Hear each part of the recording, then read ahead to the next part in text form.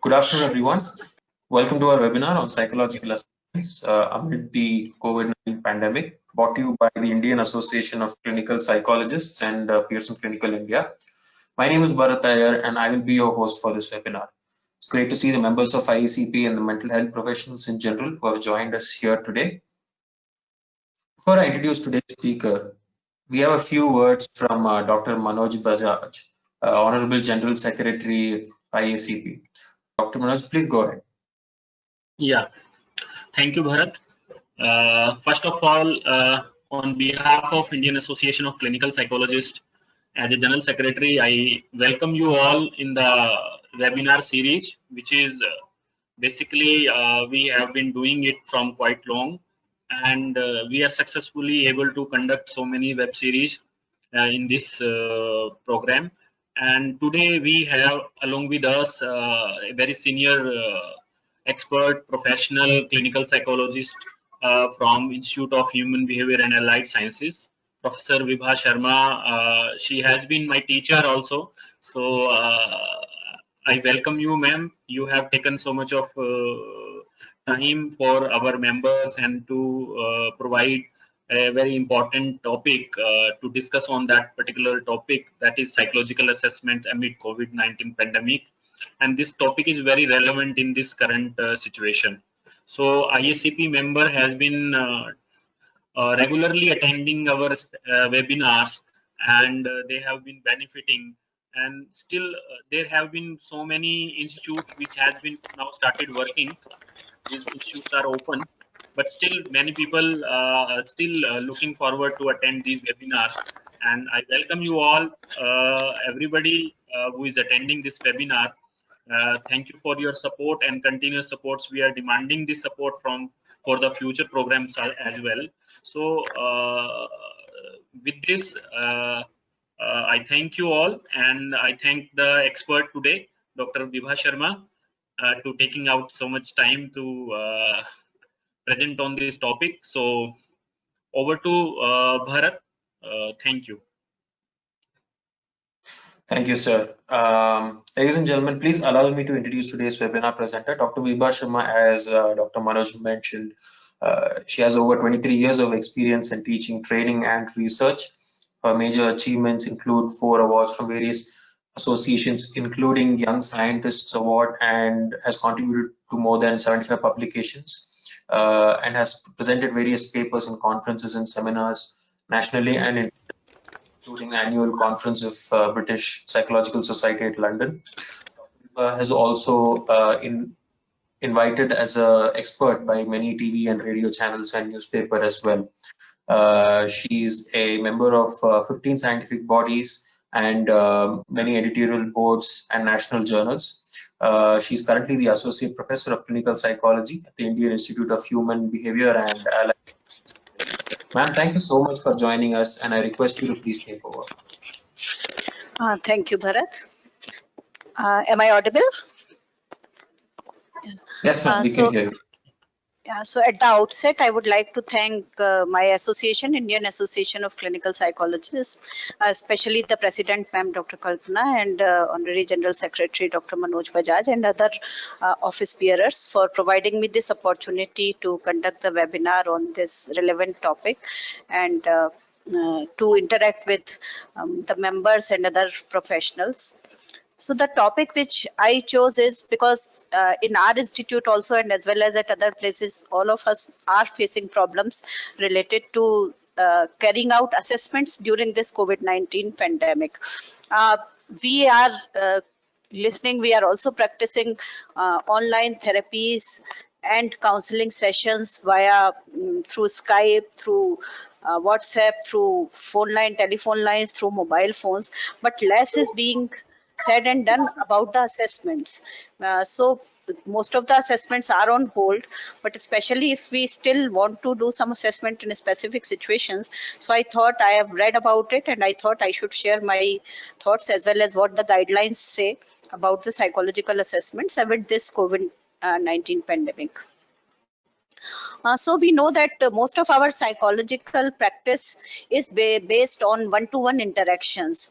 So it is very difficult in right now in the current time, because most of the health services is like our one-to-one interaction is not being possible due to this physical distancing constraint due to COVID-19 crisis. The bulk of clinical services which we provide are largely based on verbal interaction between client and service provider, and it has moved to a distributed and distance service delivery mode. As I said, that in the current situation it's being very difficult. We cannot see one-to-one clients, so we are largely relying on online teleconferencing technology to continue face-to-face contact with consumers, or like our clients or parents or schools or other agencies. So but the situation is more challenging for the assessment services because administration of the test, standardized administration procedures that require a one-to-one interaction it is difficult because we cannot see a patient, we cannot sit with a person for long. So considering these challenges, psychologists, most of the psychologists have chosen to pause the psychological assessment services during this current time. However, there are others who do some of the sensitive, high needed or high stakes assessment that really need to continue, because some of the situations are like if you have a court referral, some medical legal case, or some very urgent kind of case where the diagnosis or the treatment of the patient depends on some kind of assessment. There the testing is required, and if like there is urgent need of certification of some kind, or medical boards which are being held, so all these situations are there where still psychological assessments are required. So but right now we have emerging telehealth guidelines, but in our area we say they are largely focusing on psychotherapy, and as such tele-assessment guidance are also necessary. In our country, I've heard that our association IACP is developing guidelines for tele-psychological assessment or remote psychological assessment. Teletherapy guidelines are already prepared. So I found some guidelines from outside, like British Psychological Society and from American Psychological Association, which I'm going to share during this presentation. So in response to the need for physical distancing and isolation requirements, test publishers also have started to modify their service delivery options, such as the ability to use remote testing options. For example, emailing a link of the testing interface to the respondent, or presenting stimuli over remote testing. For example, presenting stimuli over Skype or other like facilities. So it is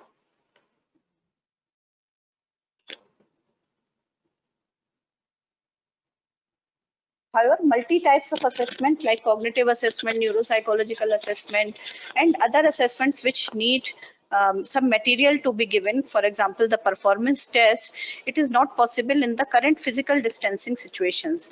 Questionnaires still are possible if you provide link, if you provide like some kind of link for some questionnaire or some scale, rating scale, but how would you administer a test like block design test, or how would you administer a neuropsychological test where person has to draw, or other like you have to see how a person is working on that process or on that, for example, as I said, block design or pass along test or any other performance kind of test. So it is being very difficult nowadays to assess on such kind of performance tests.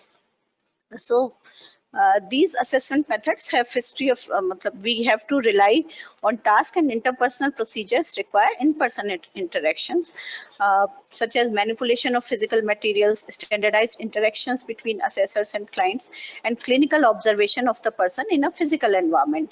As I said, in performance test, not only we need the material to be handled, but also the observations made by a clinician are very important. How a person is attempting at the test, whether like standardized procedure is being followed or not, the interaction, the observation of the clinician during the testing procedure. So all this is not possible if we do the remote testing. We do not know how a person is responding, even on questionnaires or scales. Person is taking help of someone, or person is doing it himself or not, or what is his mental state during the administration procedure. We are not able to observe it.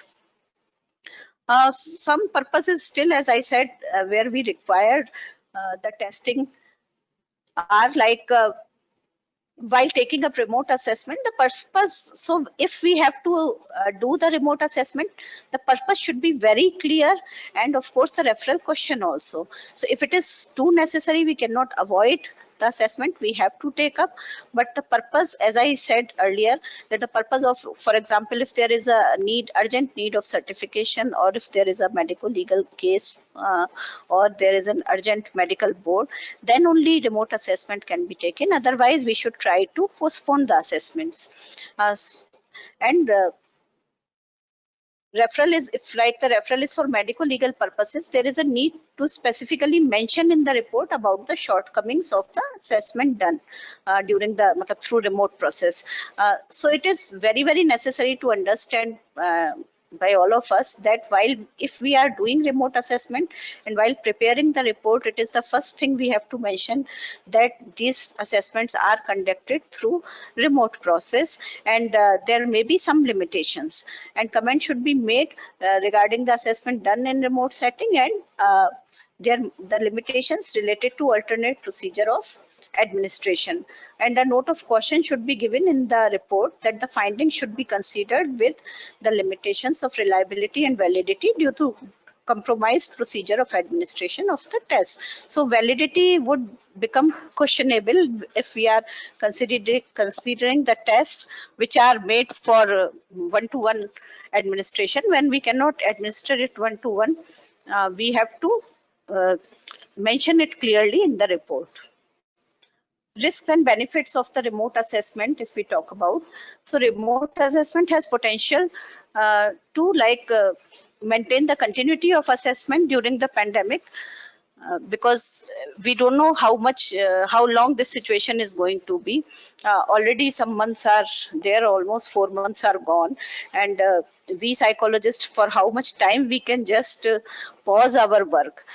Ultimately, if this situation is going to linger, we have to, as in other areas, we are learning to live with it. In our service delivery also, we have to develop the procedures, develop the methods so that we can continue our work. So in that way, remote assessment is very important for the continuing of assessment procedures during this period.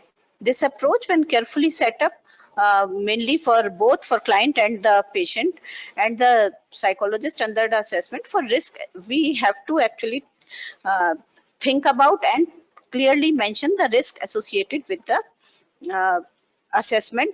And this is important procedure if we take up, because it has safety procedures both for the patient and the psychologist of social distancing. So we can maintain the distancing, still we can carry out our work.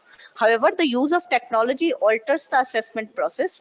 So threats to validity must be carefully considered, because if we are using the technology, the test we have till now are mostly one-to-one administered tests, so they were validated with the standardized procedure to administer in one-to-one situation. So if we are using the same test for remote testing, then the validity of these tests come into question, and we have to consider it very seriously. With remote assessment, psychologists may find it difficult to manipulate or influence the interpretation and the environment in which the test is being done to make the valid judgments and other aspects of client behavior. As I said earlier, that it is we are not able to observe when the person is performing on the test. So it would be difficult to make valid judgments about the behavioral part of the subject and other like minute or soft things which we can read between the lines while we are doing the assessments.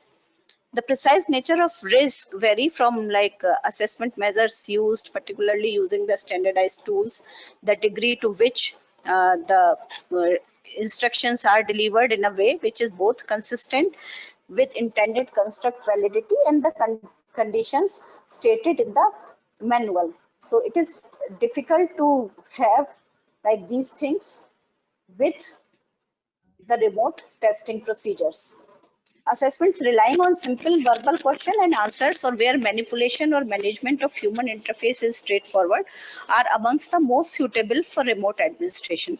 So as I'm saying continuously, performance tests are difficult, but still we can try with simple verbal questionnaire, means where verbal questions are given, which you can ask even on telephone, or which link you can provide and ask the person to answer. So manipulation or management of human interface, where is like straightforward through video conferencing, you can administer such tests. These are easy to do, but performance tests are really difficult.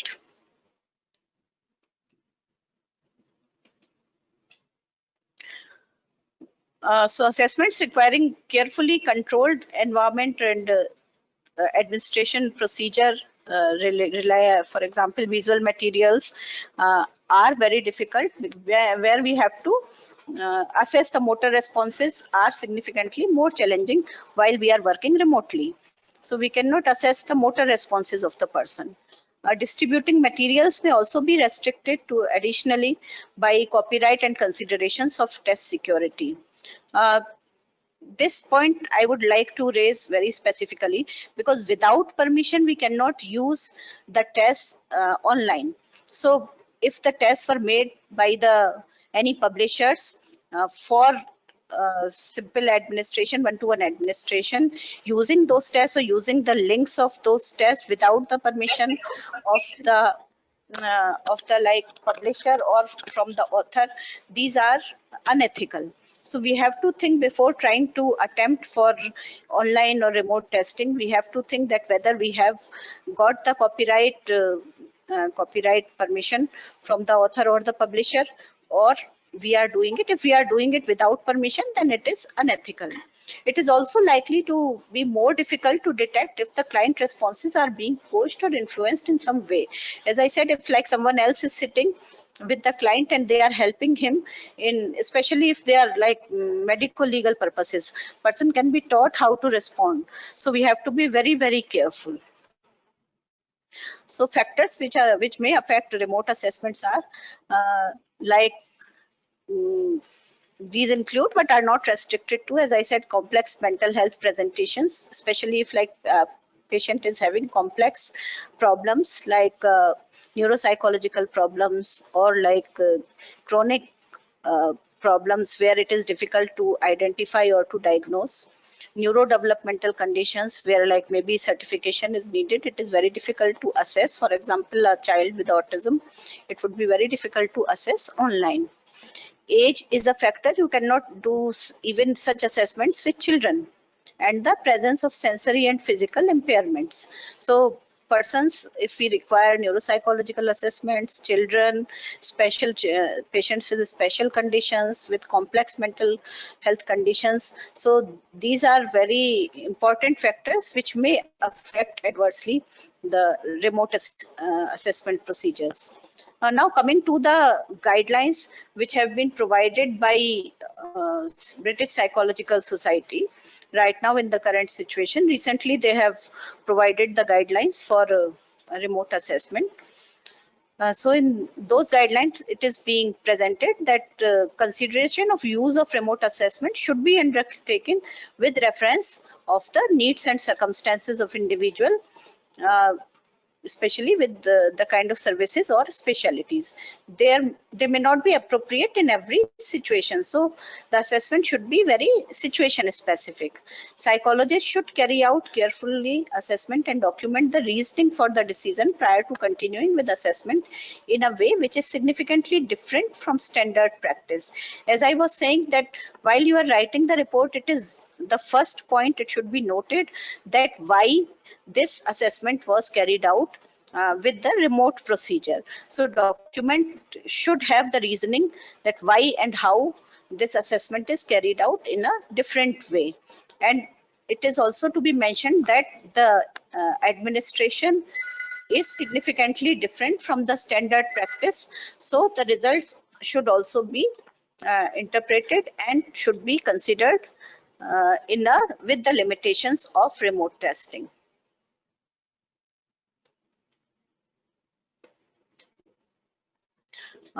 So psychologists should consider the following points when they are thinking about remote assessment, the impact on the client of cancelling or postponing the assessment and or of method of conducting it. So first, the client should be ready to take out the remote assessment method, because if we were postponing the assessments for during the last months, what was the impact on him? Is he ready to conduct the assessment, to get assessed with this remote method? First of all, the consent of client is very necessary. And again, how to get the consent? So it is not that if we are doing the assessment online, consent is not required. Consent, written informed consent, is again very much required. Or like the recording of the consent, if you are asking the person in video, the video should be recorded of the consent. The accessibility of the assessment medium to the client, particularly of using digital technology. In a country like India, it is also important whether the client would have that technological requirements which is required for assessment, or any like teletherapy session.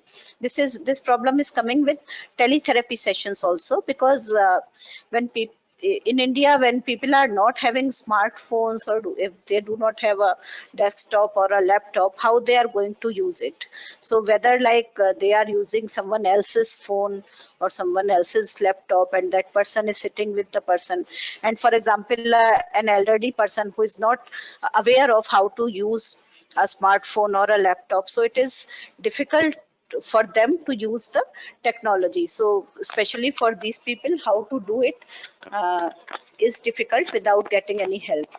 The other important or ethical issue is the privacy of the location and technology used for the assessment. Privacy is important, as we know in all our assessments. When we do one-to-one assessment, we ensure the privacy, but how to ensure the privacy of the location is again a problem in remote assessments. And the technology, so the platform we are using should be private. It should not be like it should not be open. We cannot use social media and other things for assessment. So the privacy of the platform used is also and should also be ensured. And of course, maintaining the confidentiality of any data collected. So the data collected through online, we have to make sure about the confidentiality of this data also, like we do it in one-to-one assessment. So how to maintain that confidentiality? It is also a risk, and it is also mandatory. So we have to use the platform where we can easily record the session, but also we have to maintain the confidentiality, that we all have to learn these technological aspects before starting the online assessments.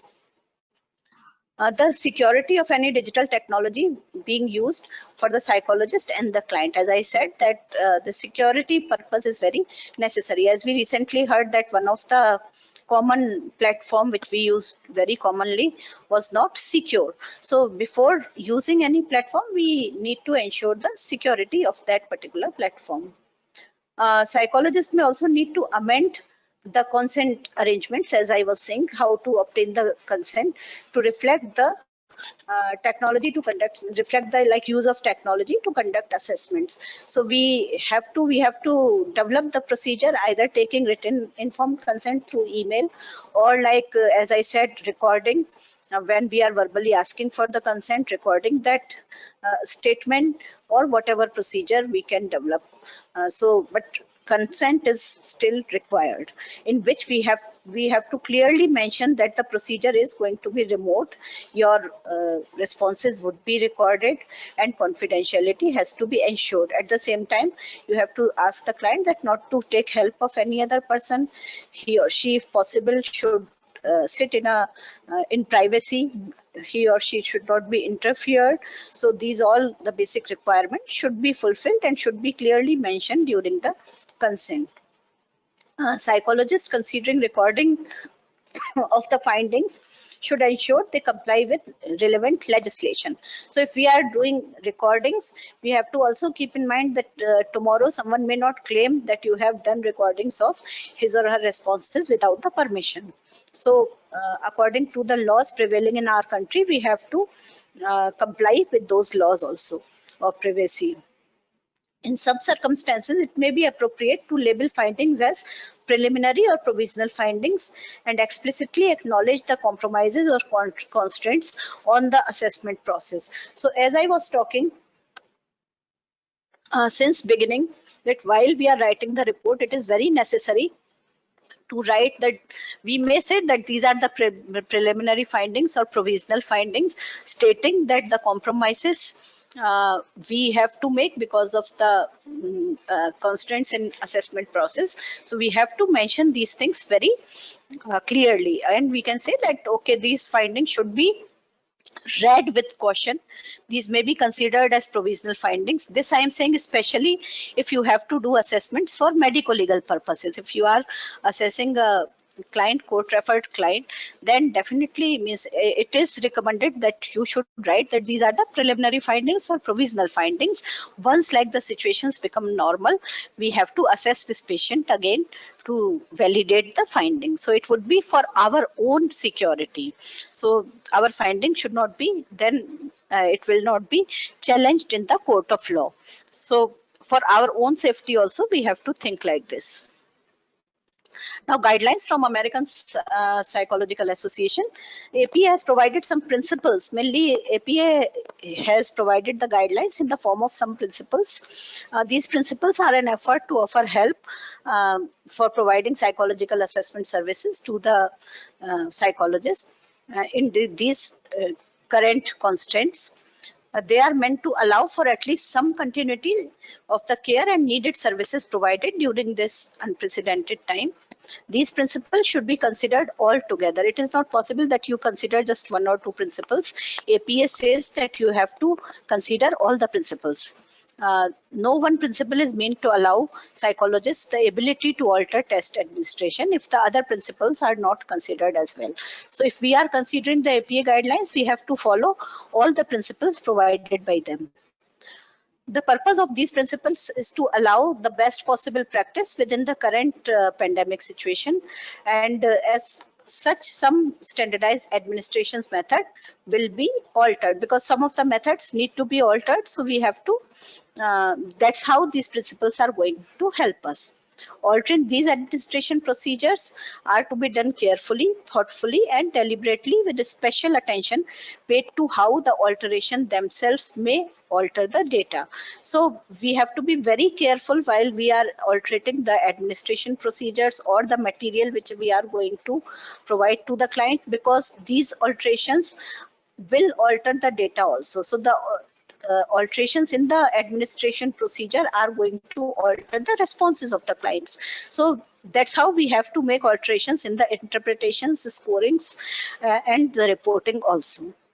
Psychologists fully trained in the standardized administration procedures of all tests they are planning to give also need to practice the altered procedures with individuals other than their clients before attempting actual assessments. So as we claim that we are trained psychologists to administer any standardized test, or particularly in which we are trained, but with the caution, even all of us should practice the alternate methods, the tests which we are altering for remote testing. First, we should try to administer this with some other, like with our students or our colleagues, to have a practice of online assessment before actually assessing with this method to the when we are providing it to patients. So before that, we have to practice of these alternate methods.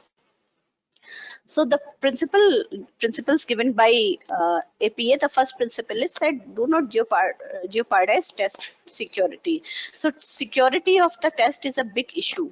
So while there may be some workarounds with the test to modifying testing material and procedures during to achieve physical distancing, these methods should not jeopardize test security. So as I said, without taking due permission and without we should not ignore the copyright issues.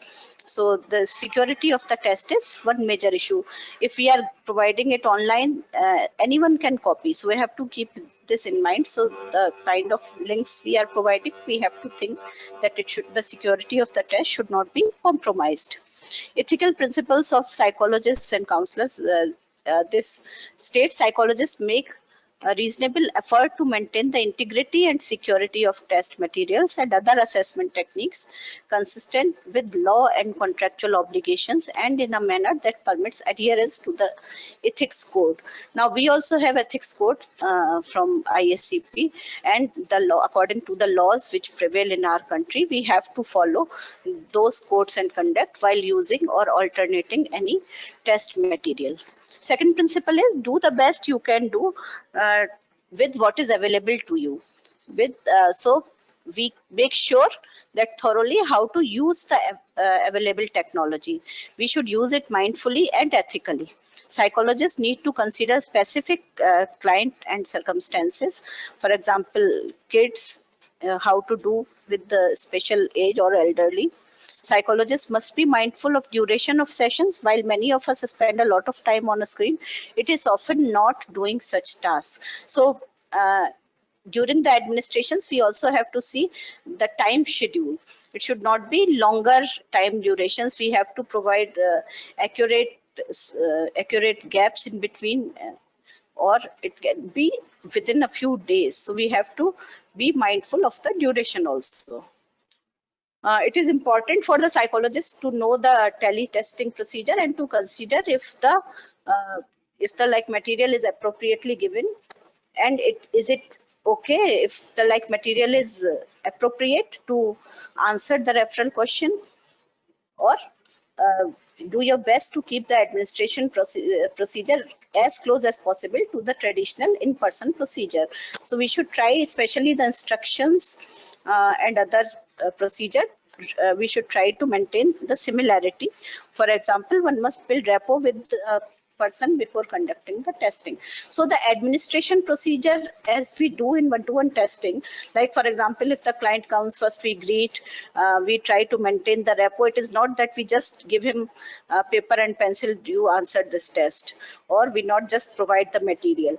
First, what we do, we make a rapport, we explain the client that why we are doing this testing, what is the purpose, and which is this test. So the correct information is provided in one-to-one testing. So similarly, we have to provide all this information during the remote testing also.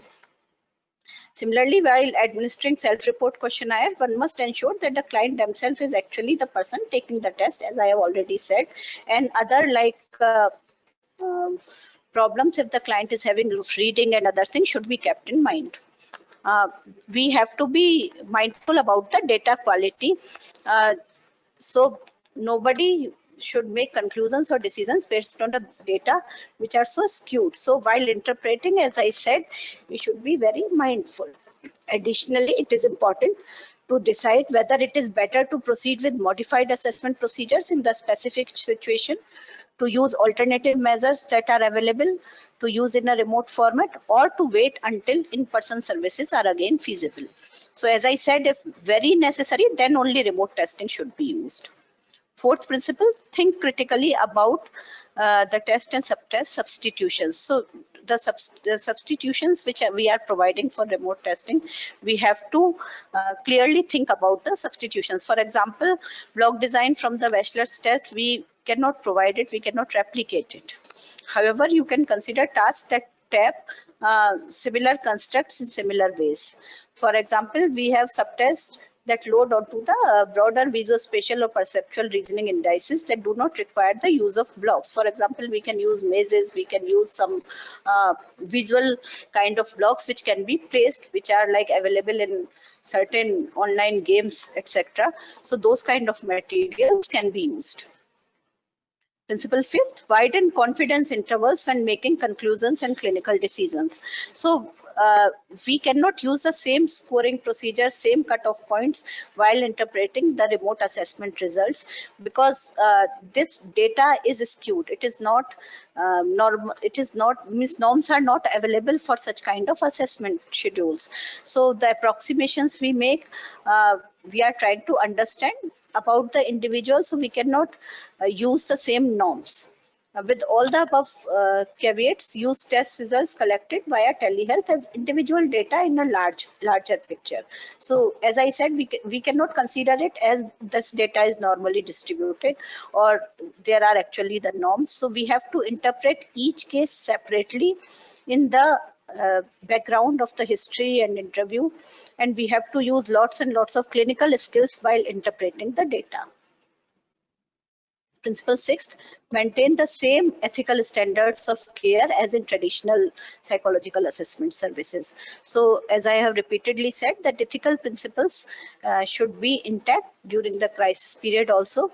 And this includes ensuring that the process of informed consent is thorough, clear, and it should also include potential difficulties and during the assessment, and it should be discussed with the client explicitly. Consumers should know the limitations ahead of time whenever possible. So whatever may be the limitations should be discussed with the patient also. Finally, it is important to note that in psychological assessment reports and feedback, whenever assessment procedures have been altered, it should be mentioned. It is important to be transparent about the novel circumstances under which the assessment was conducted, as well as the considerations that went into how data are interpreted with consideration to alternations and integrated with other information. So as I am saying repeatedly, that in report all these things should be mentioned clearly. So whoever reads the report should know that these are the alternative procedures used, and the cautions should be taken in interpretation and scoring procedures. So the reader should also understand the limitations. So in conclusion, I would like to say that during this crisis period with physical distancing and stay-at-home orders, it may be best for us psychologists simply to pause the psychological assessments. But however, if because of the uncertainty about how long it will continue, the fact that many individuals simply need assessments, we have to conduct it. So these guidelines are mainly meant to help psychologists continue their important work in the most ethical, clinically responsible way, whichever possible. So we have to work now because it is already 4 months, as I am saying. So we have to think we should have our own guidelines, as I have come to know that ISCP is developing guidelines for remote psychological assessments. It would be good if these guidelines come as early as possible, so all of us can be benefited. Until that time, we can learn from the guidelines provided by APA and British Psychological Society to carry out our own assessments. Thank you. I hope this would be somewhere helpful for all of you to carry out the assessments. Over to you, Bharat. Thank you so much, Dr. Vibha, for that session. I think you've covered a lot of very interesting points that many psychologists out there who are kind of unawares and were kind of doubtful. We do have a few questions from the audience. Ladies and gentlemen, if you have, please do mention them in the question section, and we'll take them up one by one. Our first question is from Soumya Verma. Soumya asks, can you recommend some online resources for assessments that we can use while counseling in general, like assessments for anxiety, depression, and common problems? As I said, till now we don't have links.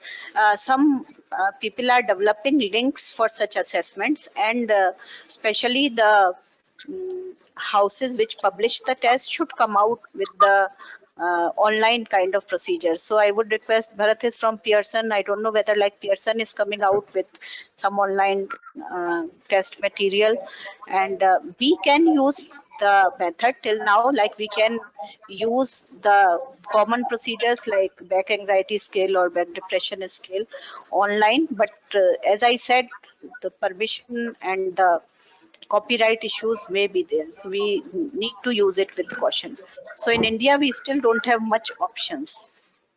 I think Pearson has developed, if I may just add here, Pearson has developed the online platform for the assessment. Good evening, Kalpana ma'am. Good evening, good evening. It was a nice talk I heard through and through, and you covered every point very well. In fact, it went on to the question and answer session, so I'll conclude towards the end. I just wanted to answer this query that Pearson has got an online platform for some tools, scales for assessment, which is a part of anxiety, depression. For those who have asked this question, and this information was shared also. So there are And I think, platforms available. ISCP is also coming with guidelines for psychological assessments, online psychological. Telecounseling assessment they're talking Okay, about. only telecounseling, not assessments. Not assessment. And with permission, definitely you can use.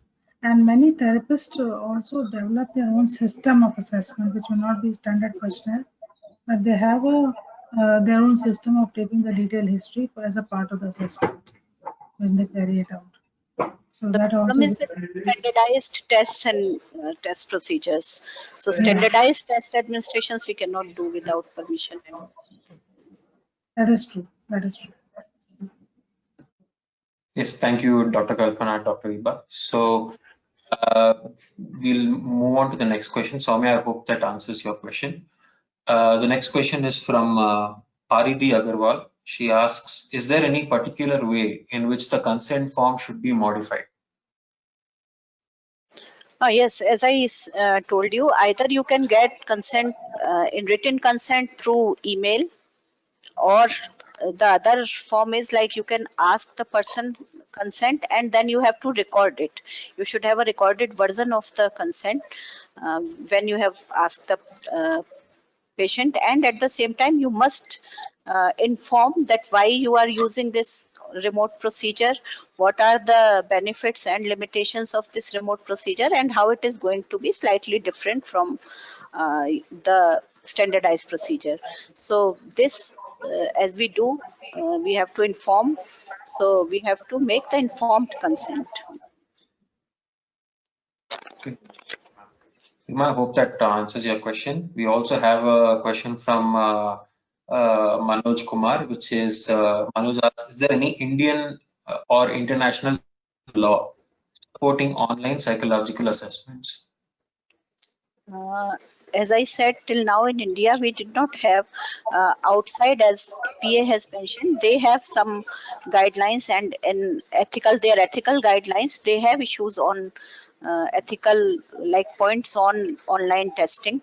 But in India also, we are still developing ethical guidelines also. So we are supposed to include guidelines for online assessments, and law as such says it is in favor of the publisher. So if we are using without permission, then definitely law comes in between. So for example, if I am using a Pearson's test for online use without taking their permission, without purchasing properly from them, so then they can go to court and sue me. So we have to think about, and this is the law of the land. So all the publishers have copyright issues, all the authors have copyright issues. So we have to follow those issues. But till date, like there are no such laws related to online procedures. Thank you, ma'am. We have a question from Hariharan. Hariharan asks, he asks, how do you deal with assessments related to infant development? So he asks, since there are manipulatives in infant development assessments, how do we substitute in the online situation? I think it can only be done through interviewing of the parents or the caregiver. Generally also we do, but especially in the present condition, we can only interview the parents or the caregiver remotely, and we have to rely on the information provided. And if we have doubt that there is under-reporting and over-reporting for some certification or for any other requirement, we, as I said repeatedly, that we need to write in our report that this assessment carried out in a special condition has limitations because of the remote assessment procedures. So it should be taken with caution, and if possible it should be repeated once situation is normal. So it can be repeated. You have to write this especially when you are writing the report. Great, thank you, ma'am. So I guess that's the end of the questions that we have, ma'am. So ladies and gentlemen, if you have any other questions, you can let us know, or we can even take them up later on. Before I end this, I call upon Dr. Kalpana to say a few words. Ma'am, would you like to say before I end? Yes, am I audible, please? Am I audible? Yes. Yeah. Firstly, I must compliment Dr. Vibha for taking up the topic so smoothly. It was almost like considering your expertise that you are walking through the items very nicely in great details. So I'm sure the audience must have been benefited in a great deal, especially in terms of remote assessment. Because when you are talking about during this pandemic, this where the face-to-face assessment is not possible, one has to be very cautious because any therapeutic intervention, the first prelude is to do the assessment. And when we have to do the assessment, we have to take care of all these precautions, ethics, standard tools, even the modifications of standard tools in terms of interpretations, so many aspects. So I think this opens a lot of thinking process and demand also in our Indian scenario to have such a standardized indigenous assessment tools which can be used and to develop that to be used on the remote location as well as face to face. So there's a need of an hour. In terms of other challenges or other requirements which we face in the current scenario, in terms of telecounseling guidelines, I think she has already mentioned that IACP is working on it. Another domain where the IACP is working is on ethics. In that, I think Dr. Vibha is also part of that team, where it is bound to cover the ethical aspects of remote assessment as well, and also on various process of therapies. So I think we are working in the right direction. Only thing is needs a little more time because to establish standard tools also needs a lot of work. So this in Indian scenario, I would rather urge to researchers to take up the task on the standardization of the tools in the indigenous context because we do have tools, but we are primarily using them after validating. But we have to work in the domain of standardization in Indian context. So that is one big area of challenge for all of us who are in this field. Coming to the topic, I think it was very well deliberated, very explicit, detailed, and lucid, I would say. Clear. She walked through the aspects very nicely. So I think audience has benefited. Thank you, Dr. Vibha, for this. And Thank you, ma'am. Thank you. Over to, I Thank you think, so if much, Dr. ma'am, for the kind words. Yes, if Dr. Manoj is there, he can conclude it. Thank Dr. Vibha or Bharat. Yeah, Dr. Manoj is there. Yeah, Please go ahead. It's time. Yeah, Bharat. This is time to now formally thanks our audience as well as our expert speaker here. Such a nice deliberation. I heard it thoroughly, and it was very, very important to be in this current scenario. And many clinical psychologists are facing a lot of issues in assessment in this part, and hopefully this is going to be helpful for them. Since ma'am is already working in a clinical setup, they have been doing these assessments and some kind of medical legal cases. We also used to have these cases during this period only, and we had so many difficulties in doing that. So this webinar is going to definitely help every clinical psychologist who have been attending here. And I suggest those people, those who are not able to attend this webinar, we will be uploading this webinar on YouTube channel of IACP. They can search from there and they can find these details. So once again, I thank you, Professor Vibha Sharma, for the nice deliberation and nice seminar. And now I formally thank our President, Madam Dr. Kalpana Srivastava, for taking out time. I know she has been busy in so many things, and she could take out time for this webinar too. So thank you, ma'am, and thank you the audience, and thank you Pearson for conducting this, for the technological support, for continuing these programs through this web medium method. So thank you everyone. Thank you so much. Yeah. Thank you, Dr. Manoj. Thank you, Dr. Vibha. Thank you, everyone, Dr. Kalpana and Dr. Manoj for helping us organize this webinar. And I want to thank all of our viewers for strong interest in this webinar. I look forward to meeting you all in the next learning session that we will have. Please check your emails for upcoming webinars. And with that, we end this session. I hope you've enjoyed the learning. We've enjoyed delivering this learning to you. And once again, thank you for sparing your time for this session and have a great day.